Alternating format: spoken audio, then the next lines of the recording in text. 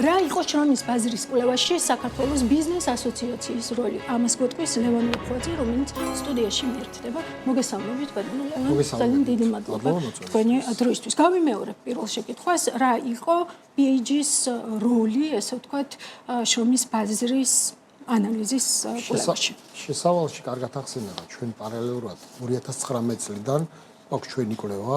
მათ შორის წელიწადში ერთხელ 22 წელს, 23 წელს, 24-ში, 25-ში ბოლო კვლევა იყო შრომის ბაზრის კვლევას ჩვენ თორ ვაკეთებთ, თუმცა ეს არ არის იმ ტიპის კვლევა, რომელიც ეკონომიკის სამინისტრომ წარმოადგინა. აქ არის სხვა ტიპის მეთოდოლოგია, შედარებით მარტივი. ეს არის IFO მიუნხენში არსებული ინსტიტუტზე დაფუძნებული, ასე ვთქვათ, მეთოდოლოგია, ბიზნეს ინდექსის კვლევის ნაწილია ეს და ამ კვლევაში ბოლო 2 წელია მუდმივად ჩანს ის პრობლემა, რომელიც შრომის ბაზარზე კომპანიებს აქვთ და ეს შეეხება როგორც დეფიციტის ნაწილს, იმიტომ რომ იცით თქვენ შემაფერხებელ ფაქტორებში 2023 წლიდან უკვე აქტიურად მოდის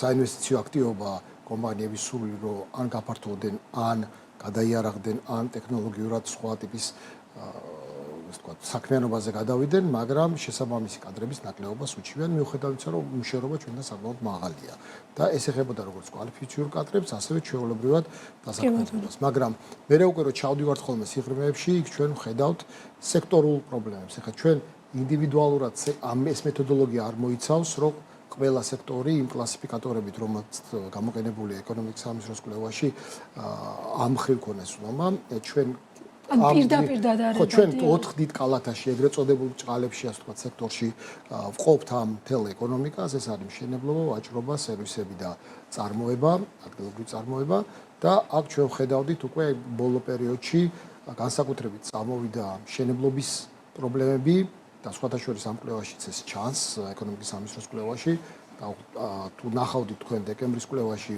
71% კომპანიებს ამბობს, რომ ძალიან უჭირს შრომის ბაზარზე შესაბამისი კვალიფიკაციის კადრების მოზიდვა და დანარჩენი, ანუ 100% იძახის რომ პრობლემა აქვს, დანარჩენი იძახის რომ ასე თუ ისე უჭირს, ანუ 100% მშენებლობაში ამბობს რომ მას უჭირს.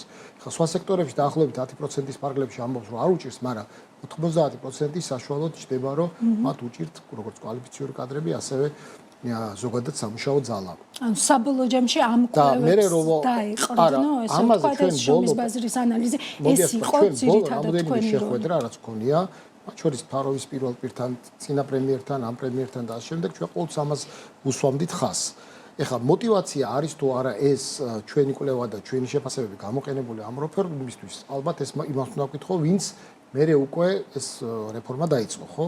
მოდი უფრო ლოგიკური და უფრო მარტივად დავსვამ კითხვას, ბატონო ლევან, ანუ ეკონომიკის სამინისტრო, განათლების სამინისტრო, შრომის ბაზრის ანალიზის კვლევის, აი ამ კონკრეტული კვლევის კონტექსტში თქვენთან მოვიდა და რა გთხოვთ? ეკონომიკის სამინისტროს ჩვენ ქონდა შეხვედრა, მათ შორის 2 შეხვედრა, ერთი იყო HR-ებთან შეხვედრა, ერთი იყო ამ ბიზნეს ინდექსის კვლევების რეტროსპექტული, ასე ვთქვათ, გავლა და მათ ეს ინფორმაცია ელემენტარულად მივაწოდეთ. ვის რა უჭირს, მოდი ასე ვთქვათ, უხეშად რო ვთქვათ, რომელ კომპანიას, რომელ სექტორს, იქ ახლა ამდენი ჭირდება, ამდენი არ ჭირდება, იქ ახლა რაოდენობა არ იყო და შესაბამისად იქ ვერც იქნებოდა რაოდენობაზე ლაპარაკი, იყო უფრო ხარისხობრივი, ასე ვთქვათ, შეფასებები, რომ რაღაც ყველა საინტერესო არის ხარისხობრივი თუ ჩავალთ, აი ხარისხობრივი კვლევები რო ახსენე.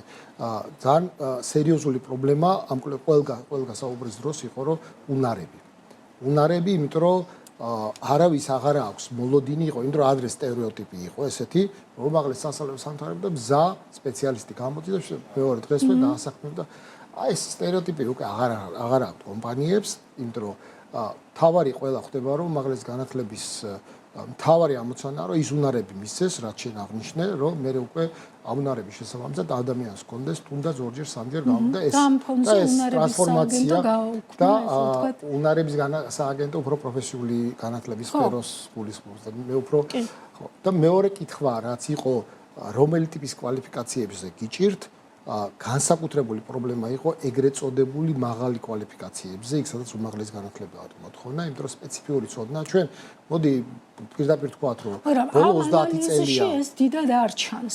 ამ ანალიზში ისევ ის ჩანს, რაც ტექნიკური საგნები და აგრარული მეცნიერება, ტექნიკური საგნები, როგორც დეფიციტური, ასე ვთქვათ, მიმართულებები, სადაც რეალურად მოთხოვნა მიწოდების ნაწილში სერიოზული დეფიციტია, ეს ჩანს, იმიტომ რომ ბაზარზე უფრო მაღალია მოთხოვნა, ვიდრე რეალური მიწოდება და ჩანს ისეც, რაზეც დაუშვათ ჩვენ მე მახსოვს ამ სტუდიაში ვისაუბრეთ, ის იყო USAID-ის ერთი პროექტი, სადაც ჩვენ ეგრეთ წოდებული გავყავით მეინსტრიმული პროფესიები და რომ ვნახეთ ეს მეინსტრიმული პროფესიები ბაზარზე სტუდენტების, აბიტურიენტების მხრიდან ითვლებოდა ბიზნეს ადმინისტრება, სამართალი და სამედიცინო სფერო, არა ექთნობა, არა ექიმობა, უკვე ყველას გამზადებული ექიმობა უნდა და ეს ჩვენ თუ გახსოვს, არ ვიცი გახსოვს თუ არა, სწორედ ამ სტუდიაში რამოდენიმე შეხვედრა გქონდა, სიუჟეტები ვაკეთეთ ერთობლივად, ვცდილობდით იმ ტიპის არამეინსტრიმული პროფესიების წარმოჩენას რაღაცნაირად, რომ ახალგაზრდებში, აბიტურიენტებში ინტერესი გაჩენილიყო, რომ ეხლა მაგალითად ეს კვლევაც აჩვენებს, რომ 7000 ბავშვი ბიზნეს ადმინისტრებაზე აბარებს და 3500 ნახევარი არის დროპაუთი, ანუ ძალიან მაღალია, ანუ ყველას გონია, რომ ეს არის გამოღოთ რაღაც ჯადოსნური ჯოხი ექნება, დაადებს და ბილ გეიტსი გახდება ყველა, ეგეთი რამე მენტალურად, რომ რაღაცნაირი ტრანსფორმაცია საჭირო და ეგრეთ წოდებული არამეინსტრიმული პროფესიების წახალისებაა საჭირო.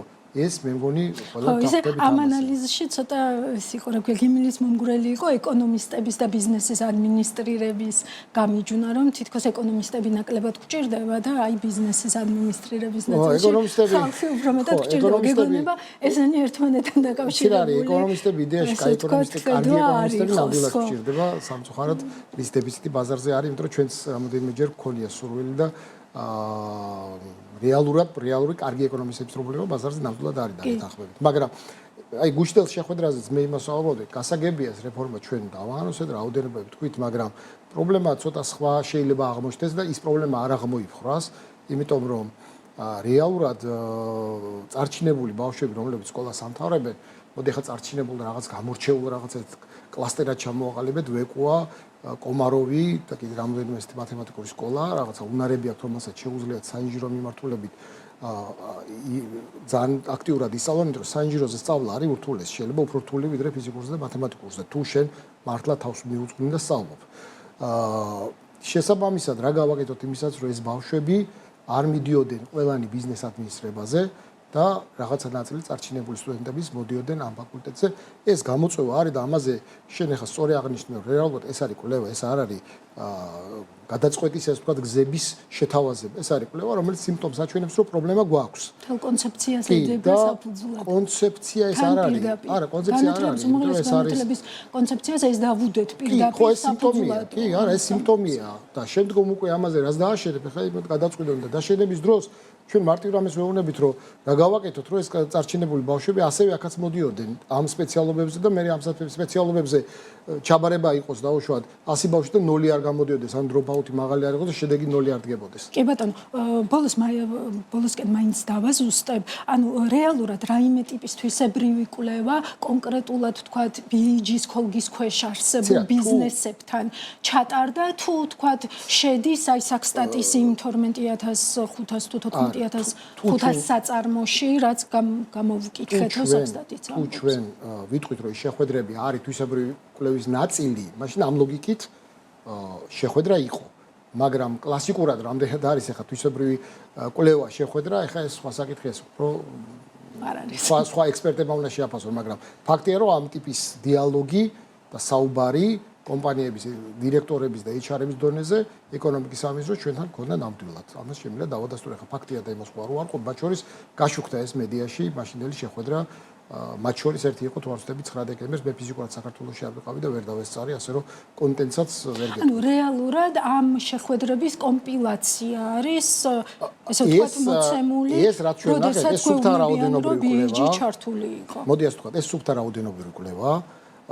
შე როცა თქვი უმაღლეს განათლების კონცეფცია მოიცავს, ეს არის ურთულესი და უცხოელესი თემაა. ეს კვლევა, ეს არ არის კონცეფცია, რომელ უნივერსიტეტში, რამდენმა უნდა ისწავლოს და რომელ უნივერსიტეტში ეს კვლევა დაედო საფუძვლად. ეს არის ეს კვლევა, მოდი ასე ვთქვათ, გუშინდელ შეხვედრაზეც ცალსახად თქვით, რომ ის პრინციპები უკვე რაზეც ცალკე თქვეს, ითქვა, რომ უმაღლეს განათლების რეფორმა რას უნდა დაეფუძნოს, ის პრინციპები ცოტა ასე ვთქვათ, ზედნაშენია უკვე ამ დოკუმენტზე. ეხლა ვინ როგორ დააშენებს და რას დააშენებს, ეს უკვე არ უნდა პასუხისგებლობის არა, პასუხისგებლობა რა შუაშია. მოდი ასე ვთქვათ, რომ მე მჭირდება ნორმალური ინჟინერი. ოღონდ ეს არნიშნავს, რომ მე მჭირდება ინჟინერი, რომელიც ხვალვე დავასაქმებ. მე მზათა ვარ, შენ უნარები მიეცი და მე მზათა ვარ 6 თვე იქნება, 1 წელი იქნება, წელიწად და ხევარი კონკრეტული სამუშაო ადგილისთვის მოამზადო ეს ინჟინერი. მაგრამ უბრალოდ ეს ეგრეთ წოდებული ნედლი მასალა, რომელიც მე უნდა მოვიყვანო 5 წლის წინ, 10 წლის წინ იყო, რომ პირდაპირ მზა მასალას ვითხოვდით, რაც არასწორი იყო. ეხლა უკვე საუბარია აღარ მინდა მე ფართო ჩამონათვალი ის კონდეს ეს კონდეს უბრალოდ უნარები კონდეს რომ მე ეს ადამიანი კონკრეტული სამუშაო ადგილის მომზადო ეს არის ბიზნესის დაკვეთა და მე უკვე რომელ უნივერსიტეტში რამდენმა უნდა ისწავლოს ეგ ბოდიში და ჩვენი გადასაწყვეტი ნამდვილად კი ბატონო უღრმესი მადლობა ლევან ვებხვაძეს უსმენდით პირდაპირ ეთერში მადლობა მას